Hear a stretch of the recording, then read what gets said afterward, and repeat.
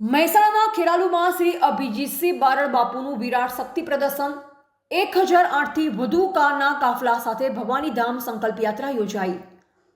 મહેસાણા જિલ્લાના ખેરાલુ પંથકમાં આજે ભારે રાજકીય અને સામાજિક ગરબાઓ જોવા મળ્યો હતો। યુવા ક્ષત્રિય સેના ગુજરાતના અધ્યક્ષ શ્રી અભિજીતસિંહ બારડ બાપુ દ્વારા આયોજિત શ્રી ભવાની ધામ સંકલ્પ યાત્રામાં જનમેદની ઉમટી પડી હતી।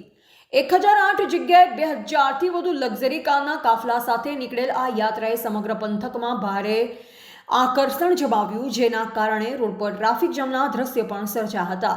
યાત્રાનો પ્રારંભ ખેરાલુના મલેકપુર ખાતેથી ભવ્ય રીતે કરવામાં આવ્યો હતો। આ યાત્રાનો મુખ્ય ઉદ્દેશ અંબાજી ખાતે માં જગદંબાના ચરણોમાં ધજા અર્પણ કરી શ્રી ભવાની ધામના ભવ્ય નિર્માણ માટે સંકલ્પ લેવાનો છે। આ યાત્રામાં હજારોની સંખ્યામાં ઠાકોર સમાજના યુવાનો અને અગ્રણીઓ કેસરિયા સાફા અને ધજાઓ સાથે જોડાયા હતા। આ શક્તિ પ્રદર્શન અનેક રીતે સૂચક માનવામાં આવી રહ્યું છે।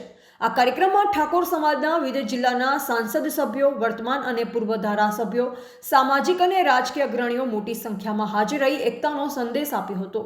રાજકીય વિશ્લેષકો આ યાત્રાને ઉત્તર ગુજરાતના ઠાકોર સમાજના મજબૂત યુવા ક્ષત્રિય સેના ગુજરાત સંગઠન આગામી સમયના રાજકીય સંકેત તરીકે જોઈ રહ્યા છે।